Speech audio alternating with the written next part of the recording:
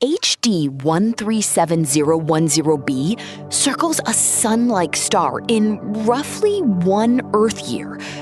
Not a warm twin, not a second home, but a planet that may turn our favorite cosmic fantasy into a frozen warning. We keep hearing the phrase Earth-like, as if it means safe, blue, familiar, size like Earth, orbit like Earth, a star vaguely like our sun. Our brains hear that and begin decorating the world with oceans, clouds, coastlines, maybe even weather you could stand in. The universe does not care about that shortcut. HD 137010b matters because it appears to offer several ingredients people instinctively associate with habitability. It is considered an Earth-size candidate. Its orbit may last close to a year. Its host is a sun-like star, and some early discussion places it near the region where liquid water is often imagined. That is the what. The unsettling part is the how. Those ingredients may still produce a world colder than Mars. And that gap is bigger than it sounds. A planet can sit in the so-called habitable zone and still be hostile if its atmosphere is too thin, its reflective ice sends sunlight back to space, or its climate gets trapped in a feedback loop. Think of a house with the right address, but no walls, no heater, and the windows ripped out during winter. Location helps. It does not save you. Astronomers have learned this lesson the hard way, even inside our own solar system. Mars is not far beyond Earth in the cosmic sense, yet its average surface temperature is about minus 63 degrees Celsius. Venus sits closer in, but a runaway greenhouse pushes it to roughly 465 degrees Celsius. Same star, wildly different outcomes. So when a candidate like HD 137010b appears, the real question is not whether it looks Earth-like from far away. The real question is what kind of climate physics waits on the ground. That is where this story becomes more interesting than another "We found Earth 2.0" headline. Because an Earth twin is not a checklist. It is an ecosystem of conditions balanced with absurd precision. Distance, atmosphere, pressure, albedo, rotation, magnetic shielding, maybe geology, maybe oceans, maybe a moon. Remove one stabilizer, and the whole picture can collapse, like a thermos left open in a blizzard. Recent exoplanet work has made that caution unavoidable. The NASA Exoplanet Archive now lists thousands of confirmed exoplanets.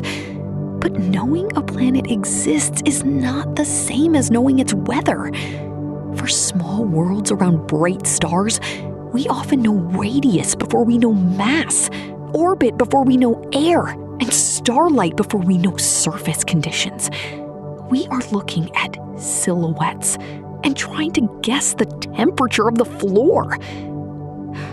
Researchers like Sarah Seeger at MIT have spent years emphasizing that habitability is not a label you hand out from a single metric. That matters here. If HD 137010b truly sits near the outer edge of a star's temperate zone, small differences become brutal. A little less greenhouse warming, a little more cloud reflectivity, a little more ice coverage, and the climate can tip. Once ice spreads, it reflects more sunlight. More reflection means more cooling. More cooling means more ice. It is a planetary feedback trap. Like pushing a shopping cart down a slight hill until it suddenly runs away from you. Personally, This is the part I cannot shake. We speak about Earth-likeness as though resemblance should produce comfort. But sometimes resemblance only makes the failure more eerie. A planet with our year, our rough size, a yellow star overhead. And still, at noon, nothing melts. There is another layer. A year-long orbit sounds emotionally familiar to us because our bodies are trained by seasons, agriculture, migration, school calendars, holidays. 1 year feels human. It feels survivable. Yet orbital period only tells you how long the planet takes to go around its star. It says almost nothing by itself about whether your breath would freeze in seconds. New York to Chicago in under a second would be easier to picture than the amount of climate detail hidden behind that one cozy number. So, let me ask you this. If a planet has an Earth-length year, but Mars-like cold, does it still feel Earth-like to you? Or does the word break right there? Tell me which side you land on. The why now is simple. We are entering the era when exoplanet discovery is no longer the hard part. Interpretation is. Missions like Kepler changed the census. TESS expanded the hunt. The James Webb Space Telescope is beginning to probe atmospheres on selected worlds. And every new candidate forces us to get stricter with our language. In 2025 and 2026, that shift matters more than ever because the public is drowning in thumbnails that promise a second Earth whenever a planet checks 2 or 3 familiar boxes. HD 137010b fits that cultural trap perfectly. A sun-like star pulls us in. A near-year orbit seals the emotional illusion. We begin imagining forests before we have evidence for air. We imagine continents before we know density. We imagine rain before we know whether the planet is locked in permanent frost. And if it really is frigid, then this world becomes more than a candidate. It becomes a correction. A correction to our species-wide habit of seeing ourselves in every distant mirror. There is also a scientific reason to care about frozen almost Earths. They may be common. Climate models for terrestrial planets show that being near a habitable zone is not enough to guarantee surface water. Outer edge planets can slip into global glaciation if carbon dioxide is too low, or if geologic cycling fails to keep warming gases in the air. Earth itself may have gone through snowball Earth episodes hundreds of millions of years ago. If that happened here, on a planet with oceans and plate tectonics and a robust atmosphere, imagine how much easier the collapse could be on a smaller, harsher world, like a water balloon held too close to an industrial fan. But wait, the most unsettling possibility is not that HD 137010b is simply cold.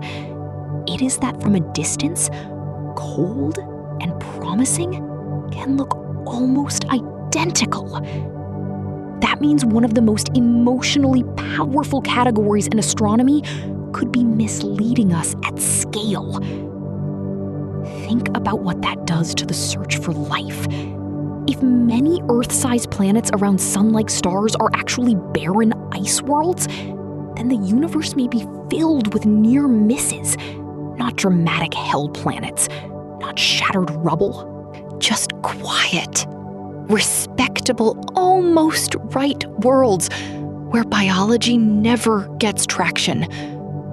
Personally, I find that more haunting than total chaos. Total chaos is easy to dismiss. Near success? is harder.